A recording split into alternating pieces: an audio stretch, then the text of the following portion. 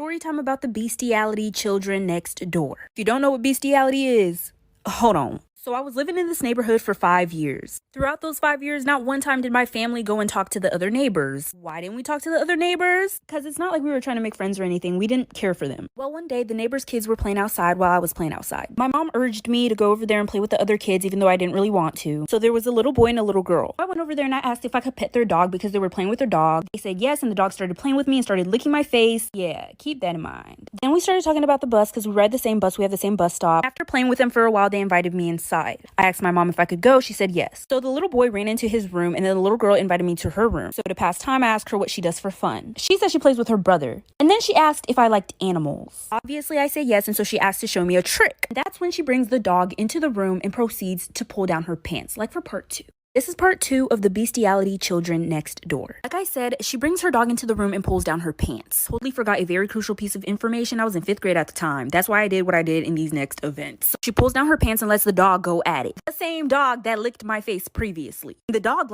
went for it. He knew what to do. The only words that I could form was ew. She had trained this dog to do that. So after I said ew, she immediately got up and put her pants up, and she was surprised that I was grossed out like any normal human being wouldn't be. Then out of nowhere, she starts crying and I started feeling really bad, so I told her that I wouldn't tell anybody. And so she tells me I had to switch to my dog because my hamster wouldn't do it. Then she gets up and opens this drawer and proceeds to pull out a dead hamster. She says he wouldn't lick, he would only bite. She starts crying really hard and says she feels uncomfortable and she would feel better if I let the dog do what it did to her. As much as I didn't want to, I wanted her to feel comfortable, so I did it.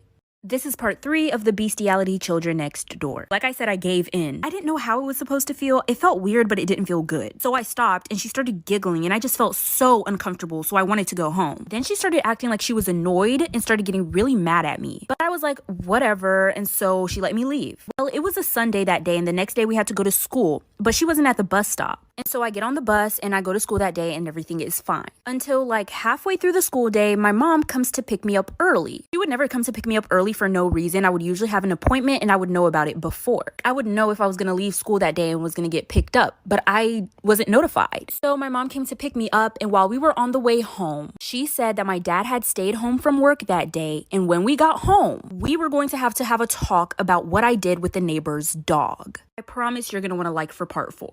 This is part 4 of the bestiality children next door. Baby, that rhymed. Like I said, my mom is driving me home right now and we're gonna have a talk when we get home with my dad about what I did with the neighbor's dog. I tried to explain myself to her in the car, but she wouldn't let me talk. She didn't want me to say anything until we got home. But when we got home, it wasn't just my dad sitting in the living room. The neighbors were there. The mom, dad, and the 2 kids. So I was like, is this a setup? The neighbor's dad is fuming. As soon as I walked into the living room, he stood up and tried to get in my face. Mind you, I was in 5th grade. He did that in front of my parents. My parents told him to back up, obviously, but there was a lot of tension. When he was in my face, he was saying, how dare you force my daughter to do that with our own dog? That's when I knew what the fuck was going on. This little fucker. Basically, after I left my neighbor's house the day before, the daughter went up to the parents and told them that I showed her the trick with the dog and forced her to do it. But this is when things take a turn, babes. This is part 5 of the bestiality children next door. Like I said, my neighbor's parents and their kids and my parents and I were all in my living room discussing about this dog situation. So I went ahead and explained myself that she was a fucking liar and that nothing that's coming out of her mouth was true and that she was just lying and lying. And the neighbor's parents weren't too happy about the fact that I was calling their daughter a liar. And the mom just lost it and started screaming at me and going at me and just saying all these mean, terrible things. It was almost as if she had a personal problem with me.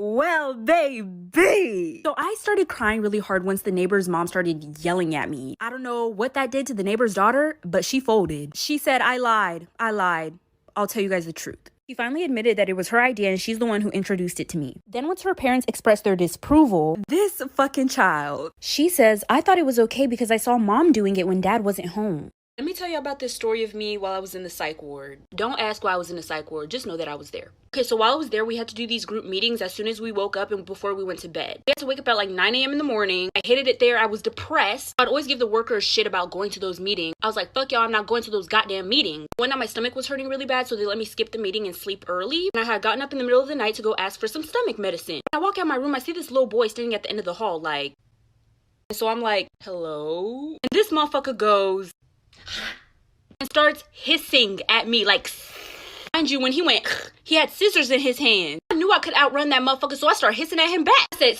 yeah, motherfucker, what's up, little mail packet? Yeah, what's really going on? Then he starts going, oh.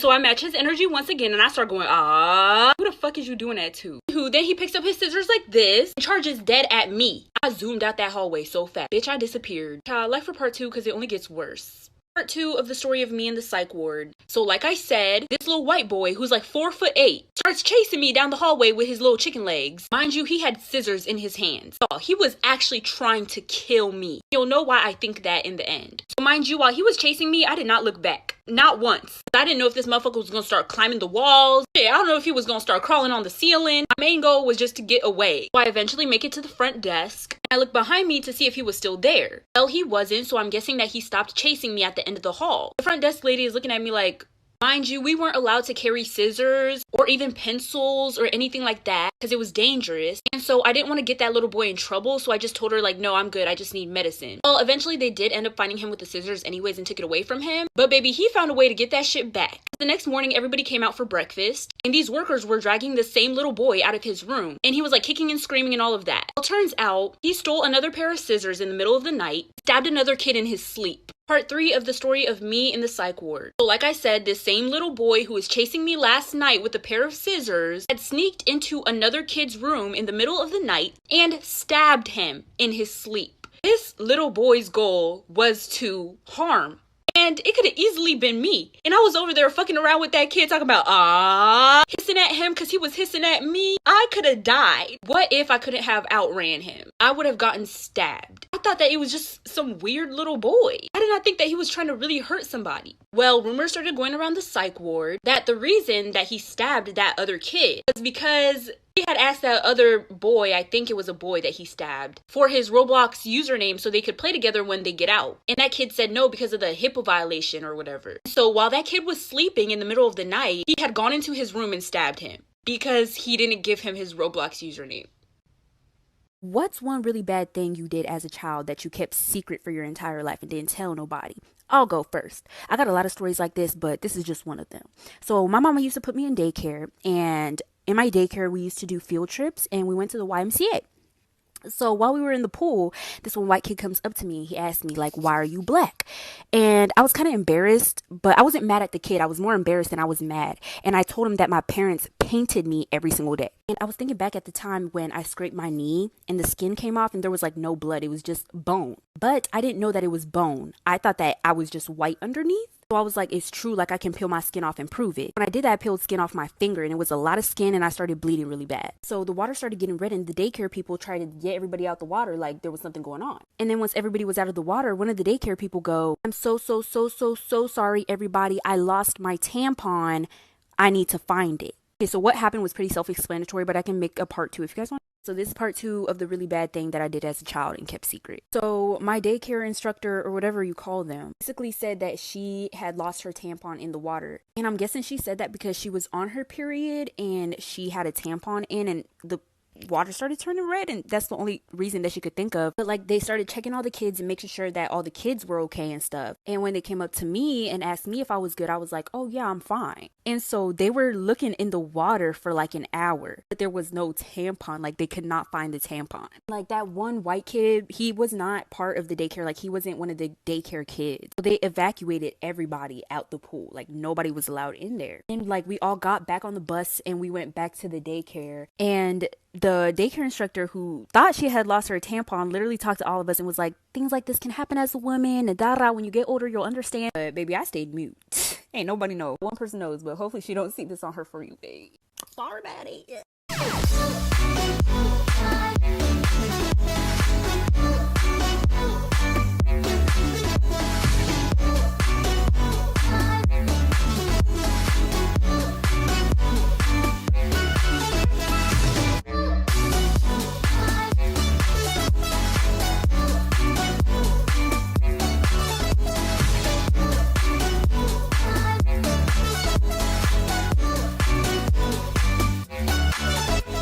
story time of how I found out that my mom was actually my older sister. My older sister never really liked me as a child. We were never close. I never knew why, but I was guessing it was because of the 10-year age gap. But I'm pretty sure she hated me because she couldn't even look me in the eye. I cannot make this up. She would not look me in the eye. But she never really talked to my parents either. She kind of just kept to herself all the time. Sometimes I have vivid memories of when we were younger and she would always be arguing with my parents about something, and I always thought it had something to do with me. Well, I was right. It had everything to do with me because eventually my sister turned 18 and she moved out. For 2 years, I didn't talk to her at all. I honestly don't even think I had her number saved, and I'm pretty sure that she didn't have mine. Well, 2 years later, and I was 10 at the time, she reached out to me via social media. I'm not sure how she found my Instagram name, but it was just my name, so she probably just typed that in and found me. She DM'd me and told me that she wanted to talk about something very important and that she would like to talk over the phone. So we exchanged numbers and we called that same night. And she told me that when she was younger, my dad had taken advantage of her and gotten her pregnant and had me. This is part 2 of how I found out that my mom was actually my older sister. So like I said, my older sister had reached out to me via social media and told me that she was actually my mother. And so after we got off the phone that same night, I lost it at dinner and I went off on my parents and I screamed at them. And I told them that I would go to the police and tell them everything and I would tell them the truth unless they just let me live with my older sister. And they tried to explain themselves, and their reasoning was that they wanted to keep the family together because of their traditional values. And it would have just made their lives a lot harder going through all the court proceedings, so they just kept the family together. And so they clearly didn't want me to go into the police, so they said that I could go live with my older sister. So she came to get me, but she lived in a different state, so it kind of took a while. I still had to stay in the house for like a week or so before she came, but I packed all my stuff and I was ready to go. And when we went back to where she lived, we immediately called the police and told them everything. Fast forward a little bit, they did some DNA testing. My sister's DNA matched as my biological mother's, and then my dad was my biological father, and they saw how the ages just didn't match properly, so they took my father to jail.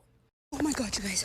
I literally cannot fucking do this today. I was fucking walking because I had to take my morning walks. I got my little water bottle. Not showing them because they're not paying me enough. But there was this family and there was this little kid. This little kid, he came up to me. He like ran up to me and he gave me like this piece of candy. It was like a brown jelly bean. And so, you know, I crouched down and I started playing with him and I started doing the little airplane thing. Like, zoo, oh, I'm about to put it in your mouth. Ah. And he's like, put it in your mouth. And so I fucking put that shit in my mouth. It was no fucking jelly bean. It was not a fucking jelly bean. I ate shit. That little fucker fed me his goat pellets. So you know what I did? I knocked that little bitch over and ran. And then the family wants to start running after me and yelling like their kid didn't just fucking try to kill me. Sorry, y'all. I'm out of breath because I was running for so long. Like I literally kicked the fuck out of that kid. Oh my god. It's a PSA to all parents. Control your fucking kid. I'll really rock that kid if I ever see it again. Oh my god. I just got home. I'm gonna wash the fuck out of my mouth. This is why they call me Miss Petty, and this is also why you should never let your boyfriend have a girl best friend. Let's get right into it. So my boyfriend had this girl best friend who he was friends with for like 2 months before he met me. So yeah, not a very long time. Over the course of those 2 months, she had bought him $5,000 worth of stuff. That's a little too nice for a best friend for me. But my boyfriend told me to trust him and that they were just friends. I should try and talk to her and shit, maybe me and her could even become friends. So me and her actually did hang out one day. It was me, her, and my boyfriend, and we were all drinking. My boyfriend passed out a little early, so it was only me and her awake. I was getting really tipsy and I ended up throwing up all over myself. My boyfriend's girl best friend laid my head back on the sink and started washing my hair. And I was like, oh my gosh, what if I spoke too soon about her? What if she's actually not that bad? And she was washing my hair so nice, I felt smooth and silky. A little too smooth and silky. Well, I woke up the next morning to notice that my boyfriend's best friend is gone. And when I went to the bathroom and looked in the mirror, I was completely bald. Part 2 of why they call me Miss Petty. So like I said, when I woke up, my boyfriend's best friend wasn't there. And when I looked in the mirror, I was completely bald. So I woke up my boyfriend and he's shocked. He's like, what the fuck did you do? And I was like, what the fuck did I do? I know his best friend did this. When I texted her number, the messages weren't going through. And when I checked her socials, I was blocked on everything. I made my boyfriend DM her on Insta, but we watched her Instagram story and there were so many pictures of me bald while I was asleep. At this point, I was literally bawling my eyes out. My long, luscious hair was gone. I even called my mom. Mind you, we were all in college. So yeah, like I said, I was bawling. I was honestly ready to give up on life right then and there. I was regretting even going to college. I'm just kidding, stay in school, kids. But those tears ain't last for long, child. I was gonna get my sweet revenge. So little old me made a sugar daddy page. I did some follow for follows so I could get some followers so it could look legit. And I posted some pictures of an old man I found on Facebook. Then I DM'd her and asked her if she wanted to be my sugar baby. And she said yes. This is where the fun begins, like for part 3. This is part 3 of why they call me Miss Petty. So I made a fake sugar daddy page and DM'd my boyfriend's girl best friend and asked her if she wanted to be my sugar baby, and she said yes. You want to know why she said yes? Well, that $5,000 worth of stuff she bought for my boyfriend came in handy. A week had passed since she posted all those pictures of me bald while sleeping. Oh, by the way, she saw Nair in the bathroom and used that to wash my hair. Well, a week passed, and over that week, I sold all the stuff she bought for my boyfriend. I actually ended up getting like $6K back. So basically, I told her I would pay her $1,000 a week in exchange for some sexy pics. And I sent her $700 right there, so she thought it wasn't fake. Bitch didn't even know she was getting her own money back.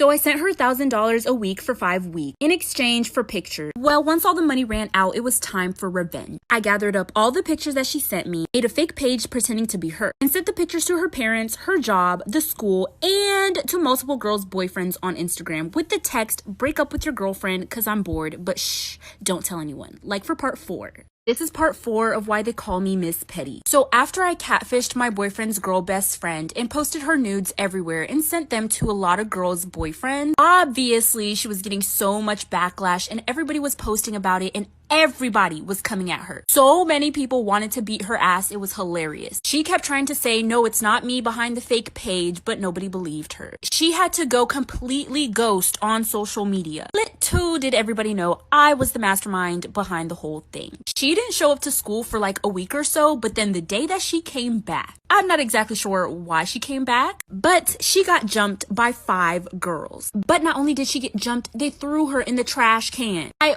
almost felt bad until I remembered how long and luscious my hair used to be. Let this be a reminder to everybody to just stay in your lane. Eventually, she dropped out of that college, and I'm guessing she went to some other college, but everybody hated her there, so she had to move. Damn, karma really is a bitch, and so is your mama.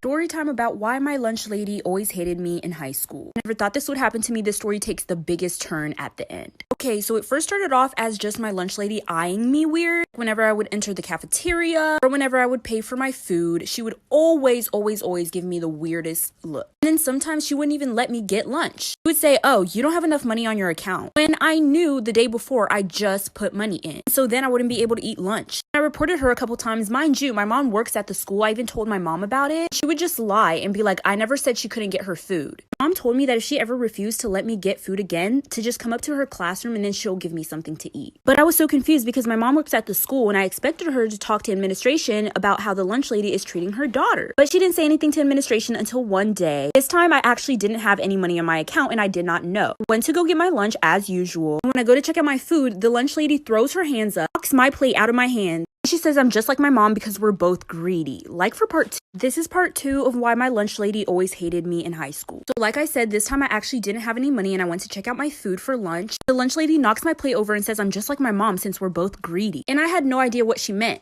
Said she meant to throw her hands up. She didn't mean to knock over my plate. Everyone was looking at us and it was so awkward, so I just walked away. And I didn't even sit down for lunch. I just walked out of the cafeteria and went straight to my mom's classroom. I had no idea what the lunch lady was talking about. My mom doesn't even talk to her. Or at least I thought she didn't. So like I said, I was on the way to my mom's classroom after the lunch lady yelled at me in front of the whole entire cafeteria. And once I got to my mom's classroom, I told her exactly what happened. She was in the middle of class. When I tell you my mom